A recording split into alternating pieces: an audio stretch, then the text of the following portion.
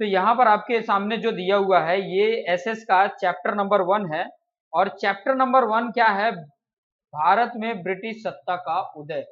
इसका मतलब किस तरीके से जो ब्रिटिश थे, जिनको अंग्रेज हम बोलते थे, वो किस तरीके से भारत में घुसे, आए किस तरीके से, ठीक है, उसकी पूरी की पूरी यहाँ पर बात हो रही है। ठीक है, मतलब किस तरीके से वो जुड़ा, किस तरीके से आए, कहाँ से आए, कैसे आए, पहले कौन आया, ये सारी जानकारी यहाँ पर दी हुई है। ठीक है, पहले वाली यहाँ पर यहाँ से यहाँ तक की बात अगर मैं करूं तो यहाँ पर यही बोला है कि प्राचीन काल में भारत व्यापार के लिए, धार्मिक और आध्यात्मिक विचारों के कारण विश्व में प्रसिद्ध था।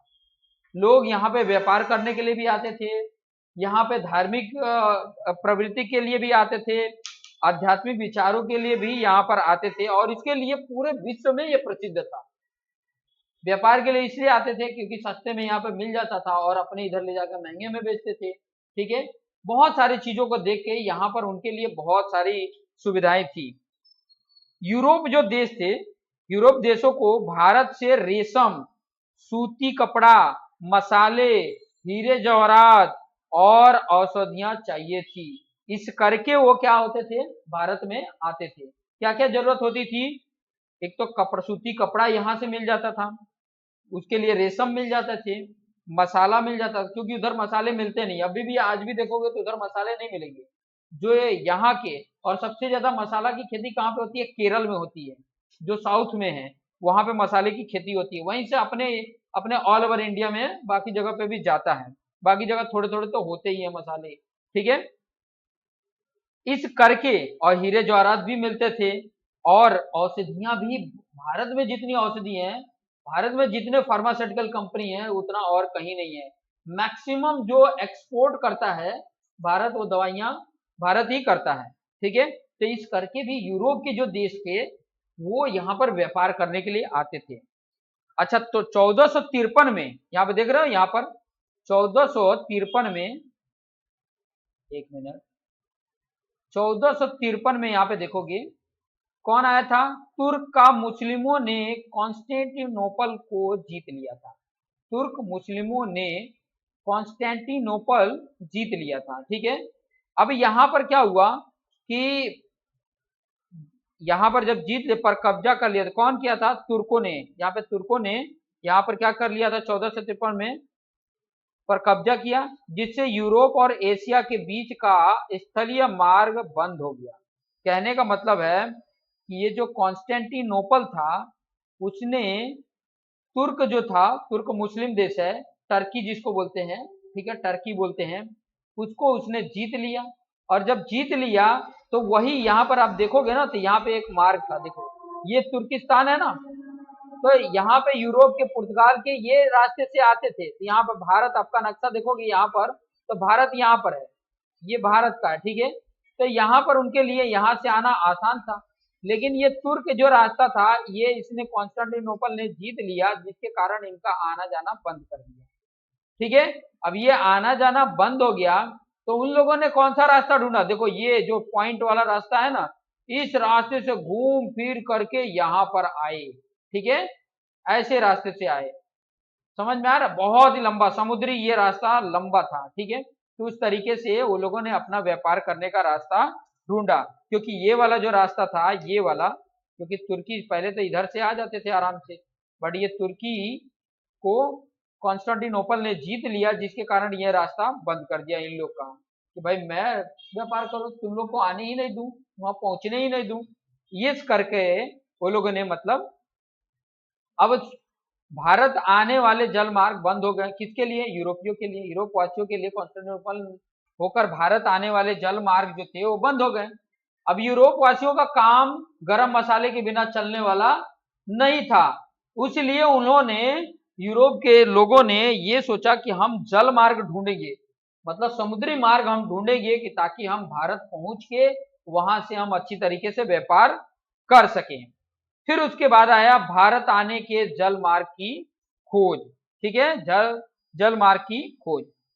अब जैसे ही जल मार्ग की खोज हुई ना, तो पुर्तगाली नाविक जो था, वास्को दी गामा था, उसने 1498 में 1498 में, यहाँ पे दिया भी होगा, 1498 में उसने यहाँ पे कालीकट पे पहले पहुंचा था। 1498 में यही पूरा घूम घूम के, ऐसे ऐसे घूम घूम के यहाँ पर पहुंचा भारत में, कालीकट के तट पर भारत में पहुंचा। इसीलिए वास्को दी गामा ने भारत की खोज की, ये जो इतिहास के पन्ने हैं उसमें दर्ज करा दिया गया कि भारत की खोज किसने किया था। भारत की खोज किसने किया था? वास्को दी गामा ने भारत की खोज कब किया था? तो 1498 में किया था, 1498, ठीक है, 1498 में उसने खोज कर लिया था। कौन किया था? वास्को दी गामा ने खोज कर लिया था, ठीक है। और बाकी लोगों को भी ये रास्ता बताया कि इस रास्ते से हम व्यापार कर सकते हैं। तो बहुत सारे देश, जैसे इस खोज में यूरोप, ठीक है, भारत के बीच सीधे व्यापार का रास्ता खोल दिया, और भारत में यूरोप शक्तियां जैसे पुर्तगाल, डच, फ्रांसीसी और अंग्रेज के आने का मार्ग प्रशस्त किया। इस तरीके से वो यहाँ पर आने लगे, ठीक है। जैसे यहाँ पे देखो, यहाँ पर लिखा भी है, वास्को दी गामा ने ईस्वी 1498 में भारत आने के जल मार्ग की खोज किया था। ये पॉइंट देख सकते हो। भारतीय खलासी की सहायता से वह भारत के पश्चिमी किनारे कालीकट बंदरगाह पर पहुंचे थे। कौन से? कालीकट बंदरगाह जो था वहां पर पहुंचे। वहां के राजा जो सामुद्रिक जामोरिन थे, सामुद्रिक जामोरिन, जिनका नाम क्या था? राजा सामुद्रिक बोलते थे। जामोरिन ने इनका स्वागत किया और व्यापार करने की छूट दे दी। यहीं से ये जो राजा सामुद्रिक ने व्यापार करने की छूट दे दी, वहीं से समझ लो हमारा, क्योंकि हमारे देश के जो थे ना, वो सब क्या थे? भोले भाव के थे, ईमानदार थे, ऑनेस्टी थे, ठीक है। तो उन्होंने खोल दिया, जिसकी वजह से इन लोग का यूरोप के जितने भी देशवासी थे सब यहाँ पर आके व्यापार करना चालू कर दिए। दूर था, लेकिन स्वादिष्ट खाना कब लगेगा? जब अच्छे मसाले पड़ेंगे, ठीक है। स्त्रियां सुंदर कब लगेंगी? जब अच्छे जेवरात पहनेंगे। तो जेवरात मिलेगा कहाँ पे? भारत में मिलेगा। तो ये सब अच्छे अच्छे जितने भी वस्तुएं थे सब ये लूट के लेके गए, ठीक है। और कुछ लोग यहीं पे रह गए, यहीं पे कब्जा करके यहीं पे शासन करने लगे। तो ये इस तरीके से वो लोग आने लगे, ठीक है। जब ये आने लगे, ठीक है, तो आप यहाँ पर नेक्स्ट पेज पे देखोगे क्या लिखा है? भारत में यूरोपियों का आगमन हुआ, अंग्रेजों का आगमन और व्यापारिक केंद्रों की स्थापना। वो अंग्रेज तो आए, लेकिन उन्होंने अपना खुद का एक केंद्र स्थापित कर दिया, और केंद्र स्थापित करके वहीं से वो अपना खुद ही संचालित करने लगे, ठीक है। धीरे धीरे उन लोगों ने कंपनी बनाना चालू कर दिया अपनी खुद की। तो ये सब चीजें यहाँ पर देखने को मिला। भारत आने वाला पहला यूरोपीय राष्ट्र पुर्तगाल था। पहला यूरोप कंट्री कौन था? तो पुर्तगाल, जिनको पुर्तगीज, इंग्लिश में पुर्तगीज बोलते थे। पहला पुर्तगाल आया भारत में, ठीक है। ये जो वास्को दी गामा था कहाँ का था? पुर्तगाल, पुर्तगीज था। उसने, पुर्तगालियों ने गोवा, दमन दीव, कोचीन आदि स्थानों पर अपना प्रभुत्व स्थापित किया। मतलब ये जो थे, जैसे गोवा था, दमन दीव था, कोची था, यहाँ पर आके वो लोगों ने अपना पूरा का पूरा विस्तार फैलाना चालू किया, ठीक है। जैसे हम ही लोग कहीं जाते हैं तो वहां जमीन लेके रहने लग जाते हैं, फिर बाद में अपना खुद का व्यवसाय कुछ डाल देते हैं, ठीक है। और यहाँ से पैसा इकट्ठा करके हम कहाँ लेके जाते हैं? फिर यूपी चले जाएंगे, या जहां से आए, बिहार से आए, यूपी से आए, महाराष्ट्र से आए, जहां से आए वहां लेकर जाते हैं। ये लोग भी वही करते थे। ये लोग आए, रहे, अपना स्थापित किए, और बहुत खजाना लेके फिर बाद में ले जाके अपने इधर रख आते थे, या उधर कुछ बनाना हो, बंगलो बनाना हो, या अपना जमीन उन खरीदना हो तो उधर खरीदते थे, ठीक है। पुर्तगालियों के बाद डच, जिसको हॉलैंड वासी बोला जाता है, डच को हॉलैंड वासी बोला जाता है, भारत आए, और उन्होंने कई व्यापारिक केंद्र बनाए, अपना अपना केंद्र बना दिए कि यहाँ से हम लोग व्यापार करके ले जाएंगे, यहाँ पे इकट्ठा करेंगे, फिर यहाँ से लेके जाएंगे, यहाँ पे इकट्ठा करेंगे, जैसे गोडाउन बना दिया ना, यहाँ पे हम माल खरीद करके रखेंगे और यहाँ से नाव पे लाद करके लेके जाएंगे। समझ में आया? अब 1600 ईस्वी में इंग्लैंड की ईस्ट इंडिया कंपनी को रानी एलिजाबेथ से व्यापार का अधिकार मिला। 1600 में इंग्लैंड की ईस्ट इंडिया कंपनी जो थी, इंग्लैंड की, वो वहां की जो रानी थी एलिजाबेथ से व्यापार का अधिकार मिला, उसको व्यापार करने का अधिकार मिल गया, ठीक है। अंग्रेजों ने 1608 में 1608 में सूरत, जो अपना देखो गुजरात का सूरत है, सूरत में पहला कारखाना स्थापित किया, पहला कारखाना बनाया। धीरे धीरे मद्रास, बॉम्बे, कलकत्ता में अपना महत्वपूर्ण केंद्र बना लिए धीरे धीरे। ये देखो, ये 1608 का, ये 1600 में, ठीक है। यही सारे पॉइंट मैं बता रहा हूं कि ताकि हमें आइडिया मिले। और देखो ये सब समुद्र के किनारे वाला ही कब्जा करने लगे। क्यों? क्योंकि यहाँ से आसान था, यहाँ से जलमार्ग से वो अपने देश में लेके जा सकते थे, ठीक है। तो ये जलमार्ग ही बताया। देखो यहाँ पे दीव है, यहीं पे दमन है, यहाँ सूरत है, यहाँ दमन, यहाँ मुंबई, गोवा, देख रहे हो सब, कालीकट, कोची, ये सारे देख रहे हो, ये सारे ये समुद्री मार्ग है। ये ब्लू कलर का जो दिख रहा है ना, समुद्री मार्ग है, ठीक है। और ये देखो स्टार, रेड कलर का स्टार है, वो पुर्तगालियों का केंद्र था। देखो दमन, दीव में, दमन में, गोवा में, कालीकट में, कोची में, ये सब किसका केंद्र था? पुर्तगालियों का केंद्र था। ये फिगर से ही बहुत सारी चीजें तुम याद कर सकते हो कि क्वेश्चन अगर आए तो आप बता सकते हो कि पुर्तगालियों का केंद्र कहाँ था। दीव में था, दमन में था, गोवा में था, कालीकट में था, कोची में था। फ्रांसीसी केंद्र कहाँ पे था? देखो ये ट्राइंगल जितने बने हुए ना, ब्लैक कलर का ट्राइंगल, वो फ्रांस के केंद्र थे। आप देख सकते हो ट्राइंगल कहाँ, एक तो ये माहे, ठीक है, माहे में था, एक तो ये माहे हो गया। ब्रिटिश का देखोगे यहाँ पे पोर्ट सेंट में था, मुंबई में था, सूरत में था, यहाँ पे फोर्ट विलियम कोलकाता है, वहां पर उन्होंने केंद्र बनाया। तो बहुत सारे ऐसे आप ये याद कर सकते हैं, फिगर से बहुत सारी चीजें याद हो जाएंगी। अब 1664 में क्या हुआ? 1664 देखो, पहले तो ये भी देख सकते हो कि ब्रिटिश ईस्ट इंडिया कंपनी की प्रथम जो कोठी थी, व्यापारिक केंद्र था, वो 1613 में स्थापित किया गया था। कब किया था? 1613 में स्थापित किए। प्रारंभिक वर्षों में कंपनी ने सूरत, भरूच, अहमदाबाद में व्यापारिक केंद्र जो केंद्र था स्थापित किए, परंतु इन प्रदेशों में मराठी सत्ता का प्रभुत्व बढ़ने से कंपनी को खतरा दिखाई दिया। मराठी, पूरा मराठा साम्राज्य था, ये पूरा गुजरात से लेके सब, ये क्या था? मराठा साम्राज्य था। इसलिए वे दक्षिण और पूर्व दिशा में आगे बढ़े। दक्षिण मतलब साउथ की तरफ आगे बढ़े, और पूरब मतलब ये कोलकाता की तरफ या आसाम की तरफ वो लोग ना आगे बढ़े। उन्होंने मछलीपट्टनम, जैसे आंध्र प्रदेश का था, सेंट जॉर्ज चेन्नई का, और फोर्ट विलियम्स कोलकाता में कोठियां स्थापित की। मुंबई के मुख्य केंद्र स्थापित किए 1687 में। यहाँ पे 1687 में अपना केंद्र स्थापित करके वो लोगों ने अपना व्यापार करना चालू कर दिया। व्यापार करने के लिए हमारे पास कुछ जगह होना चाहिए कि वहां पे इकट्ठा करें, फिर बाद में नाव पे ला दें और अपने देश में लेके चले जाएं, ठीक है। फिर बाद में उनको धीरे धीरे ये लगने लगा, यार ये तो भोले वाले हैं, इनको आपस में लड़ाओ और इनकी राजाओं की पूरी सत्ता अपने में कर लो। और राजाओं की सत्ता अपने में करने के लिए इनको भी मजबूत होना था। तो ये लोग क्या करते थे, जो मजबूत मजबूत लोग रहते थे उनको पैसे देके अपने में शामिल कर लेते थे, और यही के लोगों से, यही के लोगों में लड़ाते रहते थे और अपना कब्जा करना चालू कर दिए। और लोगों को लगता था कि ये तो बड़े साहब है, अंग्रेजी बोलते हैं, अंग्रेजी बोलते हैं तो बड़े साहब हैं, तो बड़ी इज्जत करते थे। लेकिन उन्हीं का वो फायदा उठाए, समझ में आया? अपनी हिंदी की कोई वैल्यू नहीं देते थे, अपनी मराठा लैंग्वेज की कोई वैल्यू नहीं देते थे। तो लैंग्वेज न देने की वजह से ये लोग उसका फायदा उठाए, समझ में आया? 1668 में व्यापार करने के लिए फ्रेंच ईस्ट इंडिया कंपनी का आगमन हुआ। उसने समय बिताने पर माहे, कराईकल, पांडिचेरी, चंद्रनगर, मछलीपट्टनम आदि प्रदेशों में अपना व्यापार केंद्र जो था वो स्थापित किए। 18वीं सदी में जब 1746 से 1763 के दौरान अंग्रेज और फ्रांसीसी जो थे विश्व भर में अपनी सत्ता स्थापित करने में या उपनिवेश प्राप्त करने में सतत सक्रिय थे। दो थे, एक तो फ्रांस और एक था अंग्रेज। ये दोनों पूरे पूरे विश्व में अपना अपना केंद्र स्थापित, क्योंकि अंग्रेज जो थे ना, एक इंडिया में नहीं बहुत जगह पे कब्जा करके रखे थे। सिर्फ अंग्रेज भारत में ही नहीं, अनेकों जगह पे अपना कब्जा बना के रखे थे कि ताकि वो क्या कर सके, इसका फायदा उठा सके।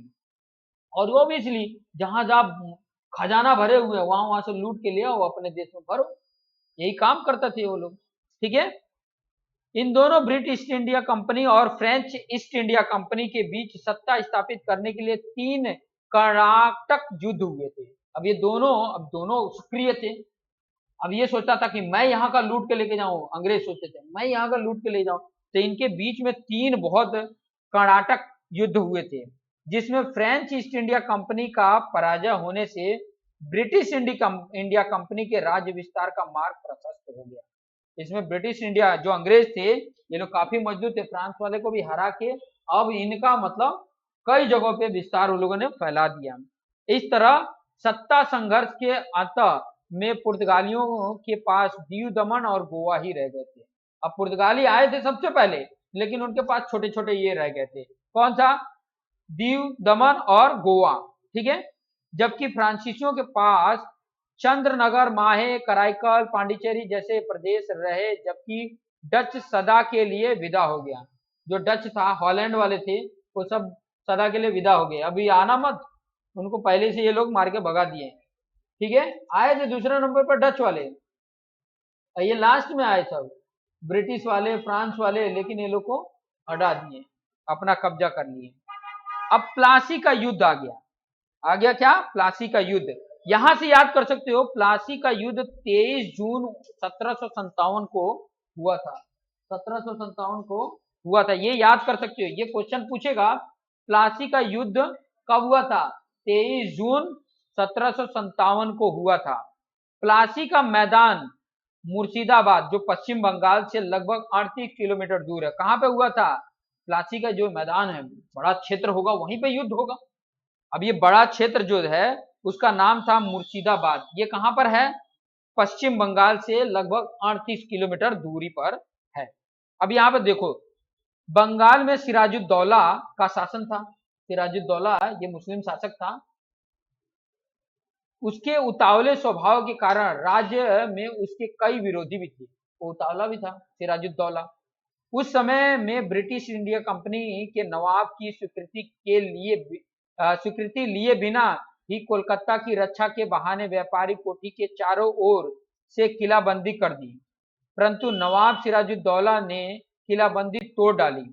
यह समाचार मद्रास जो पहुंचने पर कोलकाता की कोठी की सहायता करने के लिए रॉबर्ट क्लाइव के नेतृत्व में कंपनी का एक छोटा सैन्य दल बंगाल आया। कौन था, रॉबर्ट क्लाइव ने नेतृत्व संभाला, और उसने अपनी सेना लिया और बंगाल में पहुंच गया, छोटा ही टुकड़ी लिया था। ईस्ट इंडिया कंपनी का सैन्य शक्तिशाली होने पर भी नवाब की सेना को पराजित करना सरल न लगने पर रॉबर्ट क्लाइव ने दगाबाजी का सहारा लिया। वो लोग दगाबाजी से ही करते थे और इसीलिए जीतते थे। नवाब को पराजित करने के लिए, क्यों, कौन से नवाब, सिराजुद्दौला, उन्होंने षड्यंत्र रचना की, जिसमें सेनापति मिर्जाफर, उसका जो सेनापति मिर्जाफर था, और सेठ अमित चंद को षड्यंत्र में शामिल किया। ये दोनों उसी के सेनापति जो थे, मिर्जाफर और सेठ अमित चंद को षड्यंत्र में शामिल किया और कंपनी को नवाब द्वारा सताए जाने का बहाना बनाकर प्लासी नामक गांव के पास के मैदान में युद्ध घोषित किए, ठीक है। किसके बीच में हुआ, सिराजुद्दौला और क्लाइव, रॉबर्ट क्लाइव, ये अंग्रेज था, उसके बीच में हुआ। ये याद कर सकते हो। ये क्वेश्चन कई बार ना, अभी नहीं, जब कॉम्पिटिटिव एग्जाम की तैयारी करते हैं ना, तो वहां पर ये सब क्वेश्चन आ जाते हैं। इसीलिए सारी जानकारी हमें रखनी पड़ती है कि प्लासी का युद्ध किसके बीच हुआ, रॉबर्ट क्लाइव और सिराजुद्दौला। कब हुआ था, तो 23 जून 1757 में हुआ था। कहां पे हुआ था, तो प्लासी का मैदान, जिसका नाम था मुर्शिदाबाद, ये पश्चिम बंगाल से 38 किलोमीटर दूरी पर है, ठीक है। पूरी योजना के अनुसार मिर्जाफर युद्ध में असफल रहा, ठीक है। पूरी योजना के अनुसार मिर्जाफर युद्ध में क्या हुआ, असफल रहा। सिराजुद्दौला हार गया। क्लाइव के षड्यंत्र से प्लासी का युद्ध मात्र आधे दिन में पूरा हो गया। इस युद्ध से ईस्ट इंडिया कंपनी को 24 परगना की जागीर मिली, 24 परगना की जागीर मिल गई। मिर्जाफर को बंगाल का नवाब बना दिया। ये मिर्जाफर क्या था, उसी का सेनापति था, लेकिन इसको अपने में लेकर षड्यंत्र का, और इसको अपने में लेके और बोला कि तुम लड़ो। सिराजुद्दौला से लड़ा के और उसको हरा दिया। मिर्जाफर जीत गया तो किसके अंडर में, अंग्रेजों के अंडर में। तो उसने पूरा अंग्रेजों के अंडर में कब्जा कर लिया और मिर्जाफर को क्या बना दिया, बंगाल का नवाब बना दिया। कौन बनाया, अंग्रेजों ने, क्योंकि वो अंग्रेज के अंडर में, अंग्रेज की तरफ से लड़ रहा था, लड़ा दिया। इस तरह 1757 में प्लासी के युद्ध द्वारा भारत में कंपनी की सत्ता की नींव पड़ी। अब बक्सर का युद्ध आ गया। बक्सर में भी युद्ध हुआ। किसके बीच में हुआ? अंग्रेजों ने मिर्जापुर को बंगाल का नवाब बनाकर उनके पास से अलग अलग बहाने बनाकर विपुल धन प्राप्त किया। बहुत सारे धन उनसे इकट्ठा कर लिया। यही लालच देते थे कि तुम मेरे पास आ जाओ, तुम इससे लड़ो, जीत लोगे तो मैं तुमको नवाब बना दूंगा।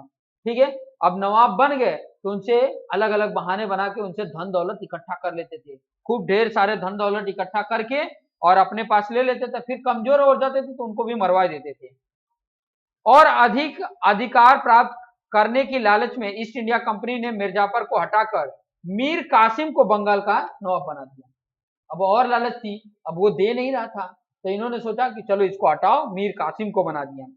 कंपनी के लिए मीर कासिम तो मिर्जापुर से भी अधिक महत्वाकांक्षी साबित हुआ। और महत्वाकांक्षी हुआ, जितना धन मांगे हो सब ले जाओ, ले जाओ, ले जाओ, सब आपका ही है, नवाब मैं हूं, सब लूट लूट के देता रहा। अतः कंपनी को मीर कासिम से डर लगा। कंपनी को अब मीर कासिम से डर लग रहा था, इसलिए मीर कासिम को हटाकर पूरा मिर्जापुर को बना दिया। अब हो रहा था कि भाई कुछ चालबाजी ना कर दे, तो इसलिए उसको फिर हटा के फिर मिर्जापुर को नवाब बना दिया। मीर कासिम अवध के नवाब की शरण ले लिया और अवध के, अब जो मीर कासिम था अवध के नवाब जो थे उनके शरण में चला गया। उस समय अवध के मुगल बादशाह जो थे वो शाह आलम आया हुआ था। कौन था उस समय अवध में मुगल बादशाह? कौन था?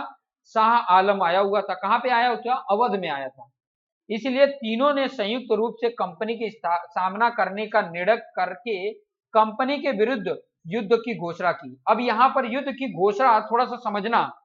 एक तो मीर कासिम गया अवध, तो अवध का भी राजा था, और वहां पर एक और आया था जिसका नाम था मुगल बादशाह शाह आलम।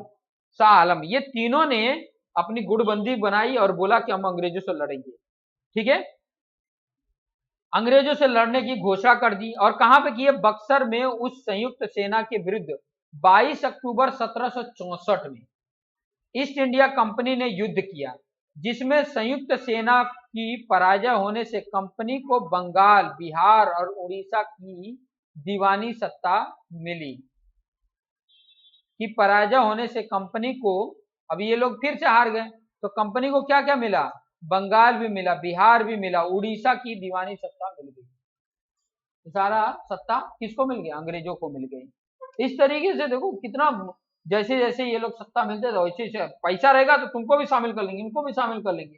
अब इन लोग को मजबूत हो जाता था, सैन्य बल मजबूत होता था, सेना का बल मजबूत हो जाता था, तो बड़े बड़े राजाओं को भी ये लोग हरा देते थे।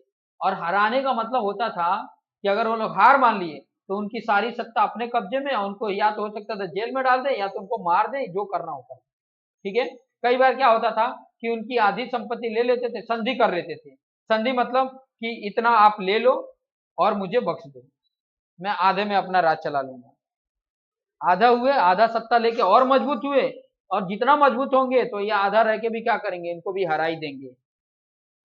कंपनी का शासन का विकास हुआ। कंपनी का क्या हुआ? शासन का विकास होने लगा। कंपनी क्या है? अंग्रेजों का एक प्रकार का क्या था? नियम कानून वो लोग अपना बना रहे थे, अपना सत्ता बढ़ा रहे थे, वही एक कंपनी है, वही कंपनी है। ये नहीं कि ये जो फैक्ट्री है वो कंपनी है। कंपनी का मतलब ये हुआ कि अपनी शासन, जो सियासत है वो बढ़ा रहे थे।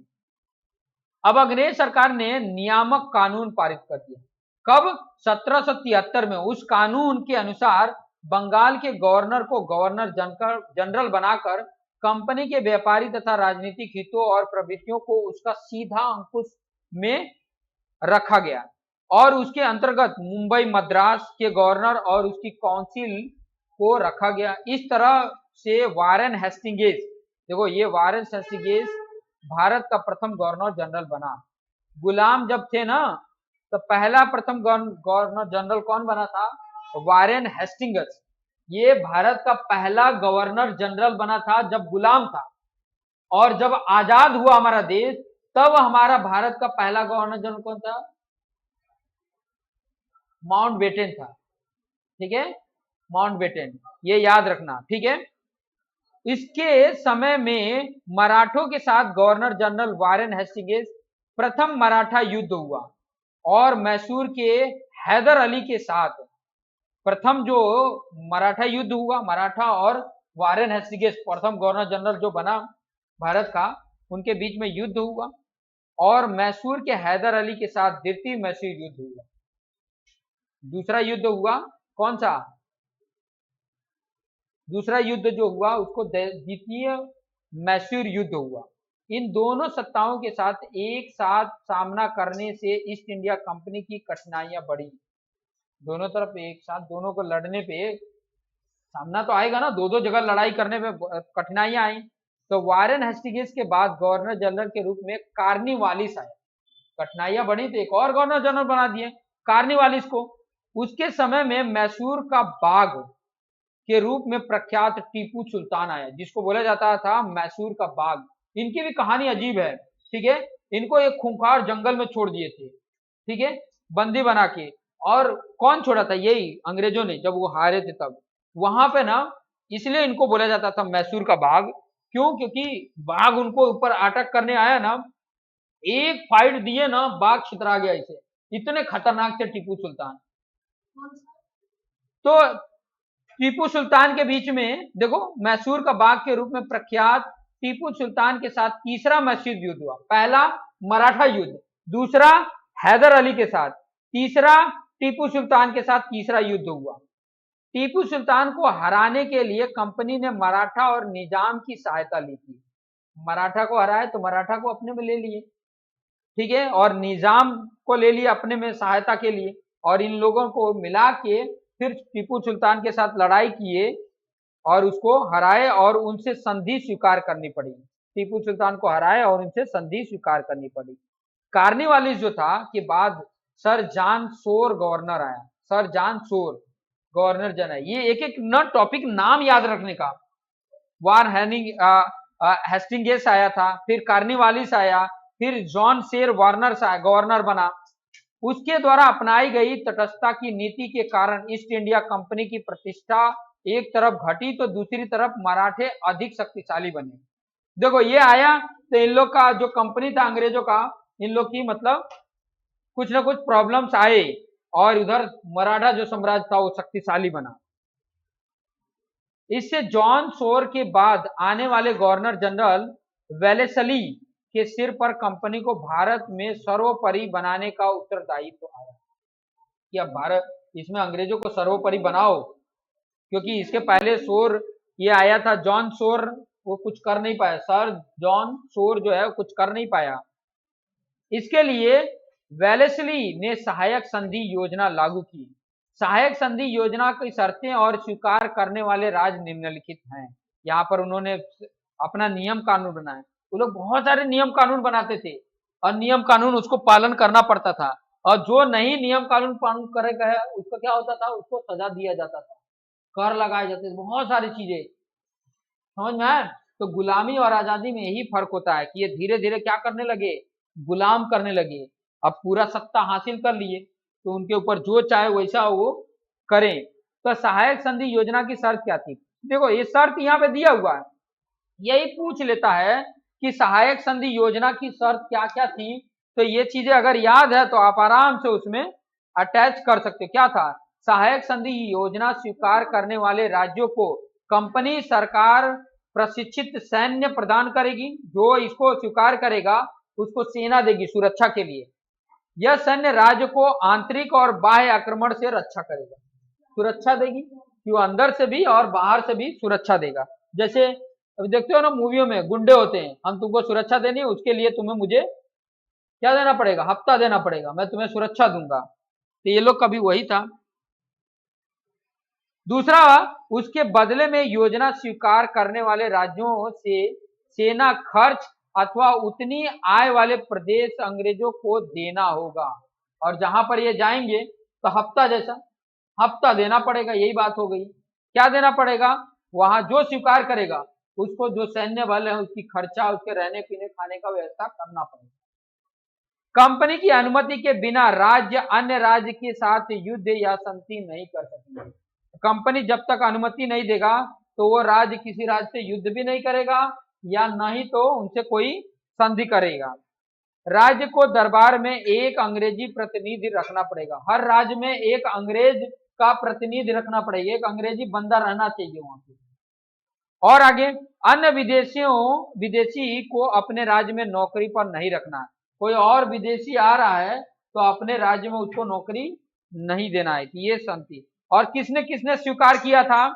निजाम, मैसूर, अवध, गायकवाड़, सिंधिया, भोसले, होलकर, ये जो थे इन लोगों ने स्वीकार किया था। ठीक है, समझ में आया? इस तरीके से देख रहे हो, ये देख रहे हो किस तरीके से कब्जा करते थे, अपने में करते थे, और जो नहीं मानता था उसको मार भी देते थे। यह योजना एक मीठे जहर के समान था। ऑब्वियसली जहर के समान है भाई। आगे क्या हुआ, ये योजना को लागू करके वेलेस्ली ने बहुत से प्रदेशों को ईस्ट इंडिया कंपनी में शामिल कर दिया।